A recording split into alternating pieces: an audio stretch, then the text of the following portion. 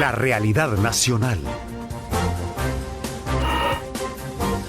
Con análisis periodístico profesional. Los temas de país abordados con profundidad y credibilidad. Esto y más es su programa de opinión, Diálogo con Ernesto López. Esta mañana tenemos la importante visita de la persona que tiene la gran responsabilidad de administrar y dirigir el país desde el Ejecutivo. Me refiero al señor presidente de la República, don Mauricio Funes, con quien haremos un recuento concluyente, digamos, de la reunión cumbre en Costa Rica, donde se habló de la seguridad regional y aspectos de integración económica. Además de su convocatoria y reunión con los candidatos presidenciales, que el pasado viernes, y sin faltar otros temas de país, como por ejemplo algunas declaraciones que han sido publicadas por el periódico El Diario de Hoy en cuanto al tema CELENEL, y otros que tienen que ver precisamente con temas que son de mucha importancia para los salvadoreños, como es el caso de la seguridad pública, la economía, empleo, y también vamos a hablar un poco de sostenibilidad fiscal. Aspectos elementales que esta mañana lo vamos a abordar. Acompáñenme usted. ¿Qué necesidad tiene el presidente de la República de tomarse la foto con los candidatos si mi nivel de aprobación está por encima del nivel de aprobación ciudadana de cada uno de ellos? Solo sumados están arriba del nivel de aprobación mío. Entonces yo no tengo necesidad de ganar notoriedad o aprobación pública reuniéndome con los candidatos. Más bien a los candidatos les es útil, para efectos de su imagen, reunirse con el presidente de la República, porque el presidente de la República les está dando la suficiente seriedad y capacidad de discutir problemas nacionales, que es lo que se recriminan mutuamente. A mí no me interesaba llevar nada, a mí lo que me interesaba era discutir con el presidente Obama los problemas regionales desde la perspectiva regional, y eso lo logramos, independientemente de que yo me haya reunido antes o no con los candidatos a la presidencia de la República. De tal manera que eso de que la tregua tiene cosas oscuras que ahí no se han aclarado, bueno, el que no las quiere ver es porque no las quiere ver. Más no podemos insistir en un punto que me parece que ya está fuera de base, en el sentido que ya no es el aspecto medular de la cuestión. Que si hubo o no hubo concesiones o se negociaron canonjías a favor de los pandilleros, ¿y dónde están esos beneficios? Bueno, yo te he dado el dato. ¿Cómo es que vamos a negociar beneficios para los pandilleros y les hemos desarticulado 267 clicas? En lo que va el año 64 más, o sea, hay que agregar los 267, 64. Es decir, el año pasado, desde la vigencia de la tregua hasta este año, hemos desarticulado más de 300 clicas, y las clicas son las estructuras con las que operan los pandilleros. El senador Bo Menéndez lo que me preguntó es qué hay de cierto de que hubo negociación. Efectivamente, hubo negociación, pero entre las pandillas. Entre ellas negociaron. El gobierno no ha negociado nada. ¿A dónde está el otro escenario, que es la que la población de alguna manera se queja? ¿A dónde está, si hablamos de un poco de tener claro que las pandillas han logrado hacer eso, a dónde está el tema del impacto de las víctimas que están sufriendo todavía el tema de las extorsiones? Bueno, ¿a dónde está el rol del Estado para proteger? ¿A dónde está? Eso es lo que de alguna manera cuestionan de este proceso. Está ahí, las extorsiones se han reducido, no solo los homicidios. Los homicidios se han reducido en un 51% y las extorsiones se han reducido en un 12%. ¿Son más los homicidios reducidos que las extorsiones? Así es. ¿Por qué razón? Porque la extorsión y el narcomenudeo son las fuentes a partir de las cuales los miembros de pandillas hacen llegar recursos a sus familias, que es una actividad ilícita, ilegal, que debe ser perseguida. Claro, la estamos persiguiendo. ¿Por qué? También gobiernos anteriores solo insistieron en la represión, que no fue efectiva porque no ha producido la cantidad de capturas y de desarticulación de estructuras criminales que ha producido en 3 años, 10, 11 meses este gobierno. De alguna manera se ha manejado el hecho de que el ministro de Seguridad sostener de que los delincuentes deberían de formar parte de esa estructura de políticos para que de alguna manera pues la cosa vaya teniendo cambio. Esto la población lo percibe como algo que definitivamente va más allá de lo que podría ser el rol de protección del Estado hacia la población digamos honrada de este país. Me llama la atención que una gremial se dedique a poner acento sobre una malinterpretación que ha habido de las expresiones del ministro Munguía Payés. Lástima que en tus documentos no está el texto literal de la expresión que reprodujo en su edición del día domingo la prensa gráfica. El ministro Munguía Payés, ante una pregunta de un periodista que le dijo que Douglas Fara había dicho de que las pandillas podrían convertirse en un poder político importante en El Salvador, sí. El ministro dijo, si se van a convertir en partido es preferible a que sean estructuras criminales y delictivas como lo son en estos momentos. Esa declaración del ministro Munguía Payés no está sugiriendo de que él quiere de que las pandillas se conviertan en partido político, y me parece malintencionado de parte de la ASI haber hecho esa publicación. Ellos deberían de ver cómo se suman al esfuerzo del gobierno para generar empleo, que esa es la preocupación que debería de estar presente en los directivos de ASI, como es la preocupación que está presente en este gobierno. Trabajemos juntos, se los dije en ENADE, les dije. Le dije al presidente de la ANEP, usted erróneamente solo le tendió un puente a los candidatos y ha olvidado que aún me queda un año, un mes para gobernar. Y yo sí gobierno, pero pensando en los intereses del país, no en intereses corporativos de pequeños grupos que por años secuestraron el Estado para beneficio propio. Por lo tanto, si usted no me tendió la mano, yo le tiendo la mano. Y si usted me tiende la mano, yo cruzo el puente. Que el salvadoreño que me está escuchando y la salvadoreña que me está escuchando y viendo, que me diga, es problema nacional la opinión expresada por el ministro Munguía Payés frente a una pregunta que le hace un periodista sobre lo que afirma maliciosamente el señor Douglas Fara. Es problema nacional eso. El problema nacional es qué podemos hacer para bajar las extorsiones, qué podemos hacer para mantener esta tendencia a la baja, que es la única en el hemisferio. Ningún otro país ha bajado más los homicidios que El Salvador en el último año. Y ese es un hecho que ahí está.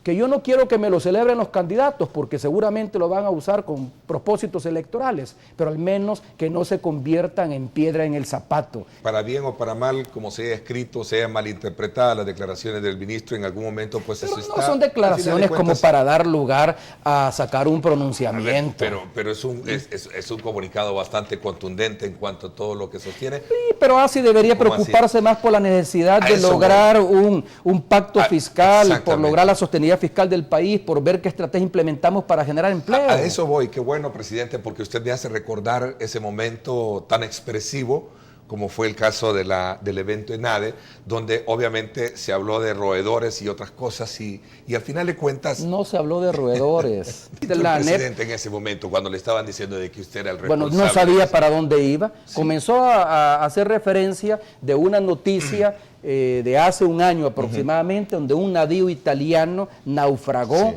frente a las costas italianas, me parece, y el capitán del barco, en el momento en que el barco naufragaba, se encontraba fuera, cenando con una persona. Y está en la cárcel por eso. Entonces yo le dije y entonces me imagino que el CIME lo estaba utilizando, el presidente de la ANEP, para decir, cuidado que El Salvador le puede pasar lo mismo que este navío italiano. No. El país sigue creciendo. No es cierto que no crece, el país está creciendo. Lo que pasa es que no lo está haciendo a los niveles que desearíamos que lo hiciera, y tampoco lo está haciendo de la misma forma como lo están haciendo los países del resto de la región. Yo le corregí la plana al presidente de la ANEP. Le dije, en primer lugar, usted cometió un error, porque ignoró o no mencionó que el capitán del barco estaba fuera, había abandonado el barco. Si yo soy el capitán del barco, yo no he abandonado este barco, número uno. Y número dos, se olvida que cuando un barco comienza a hundirse, las primeras en salir son las ratas. ¿Y quiénes son las ratas? Las ratas, todos los barcos, incluso los de lujo, llevan roedores que se comen la comida del barco y no pagan por ello. Y claro, cuando se está hundiendo, salen. Entonces lo mismo. Tenemos en el país grupos corporativos que han sido roedores del Estado, que han vivido del Estado, que han comido del Estado, y como ahora yo no les estoy permitiendo comer, me critican. Yo no digo que sean los empresarios, ni lo dije por el señor Dabú. Yo respeto mucho al señor Dabú y sería incapaz de decirle eso. Aquí uno de tus analistas del viernes dijo que yo me estaba refiriendo a los inmigrantes. Qué tontería, qué mediocridad de análisis realmente. No deberías de permitir eso en tu programa. Tus analistas deberían de tener un nivel mayor de análisis, capacidad de análisis. No vale la pena, pues ¿para qué traer analistas? A veces los periodistas, y lo digo porque yo también fui periodista, cometemos el error de fabricamos analistas, somos como Frankenstein, que fabricamos monstruos, que fabricamos analistas. Es un derecho. Es un derecho a expresar una opinión, pero no es un derecho a ser irresponsable cuando se expresa una opinión. En primer lugar, yo no me estoy refiriendo a los compatriotas, porque a este analista le debe caer en la cuenta una cosa, es este presidente quien promovió una ley que garantiza el voto de salvadoreño en el exterior, y en estas elecciones por primera vez van a votar. Yo le tengo mucho respeto a los hermanos lejanos y le tengo mucho respeto a los inmigrantes, porque con sus remesas en forma solidaria mantienen a flote la economía nacional y la economía de muchas familias pobres. La empresa privada es más que la ANEP y más que la Junta Directiva de la ANEP. Hablé de la dirigencia. Tampoco con la dirigencia de la ANEP, ni siquiera con el presidente de la ANEP. Tenemos nuestras diferencias de opinión. Yo no pienso como el presidente de la ANEP y el presidente de la ANEP no piensa como pienso yo. Pero hay que preguntarle al resto de los directivos de la ANEP, que no solo es el presidente y 2 o 3 que son los que más hablan. El que haya habido momento espontáneo, ¿no? un par de expresiones que probablemente no fueron del agrado de algunos, pero yo estaba en la obligación como jefe de Estado. Es que hay que tomar en cuenta una cosa: si es que yo soy el presidente de la República, y esto no es arrogancia, la ANEP no puede invitarme a su casa para criticarme y para regañarme. No lo pueden hacer. Sería falta de cortesía, ¿no? Que yo invite a la ANEP o a cualquier otro a mi casa para insultarlo. No se puede hacer eso.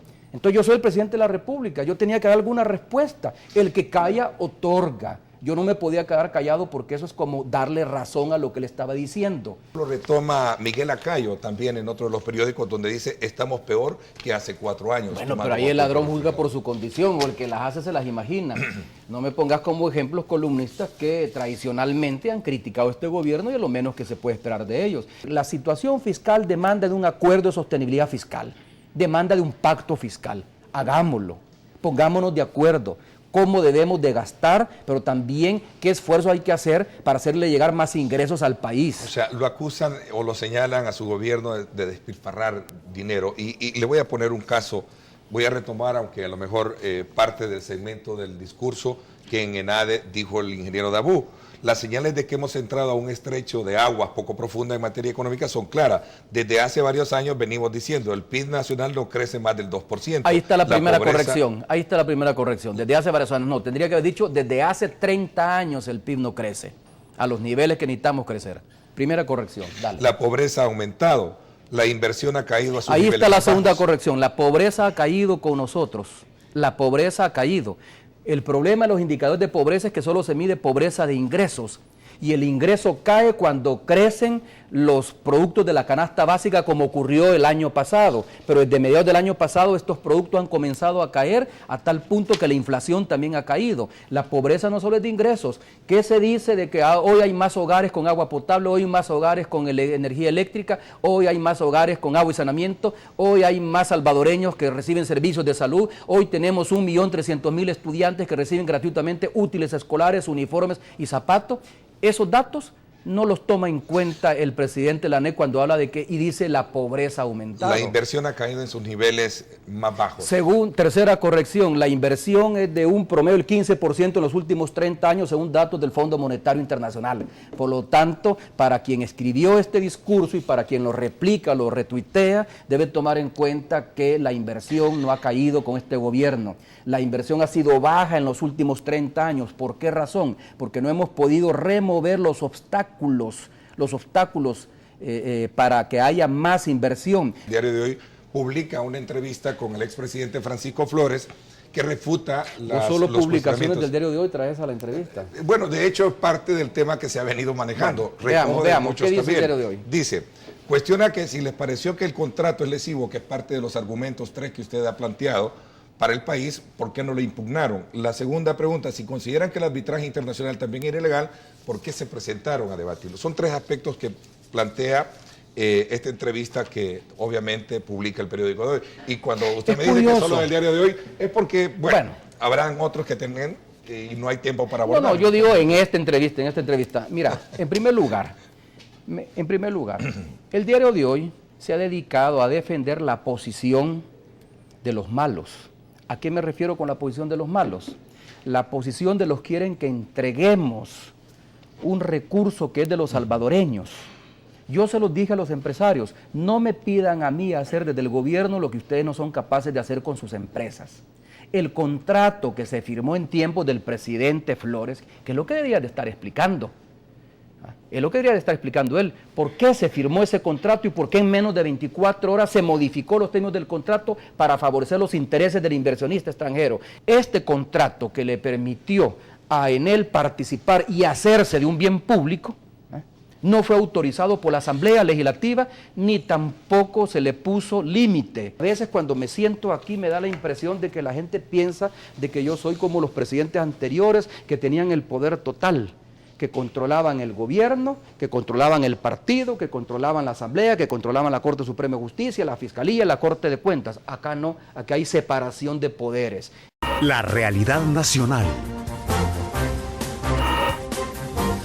Con análisis periodístico profesional. Los temas de país abordados con profundidad y credibilidad. Esto fue Diálogo con Ernesto López.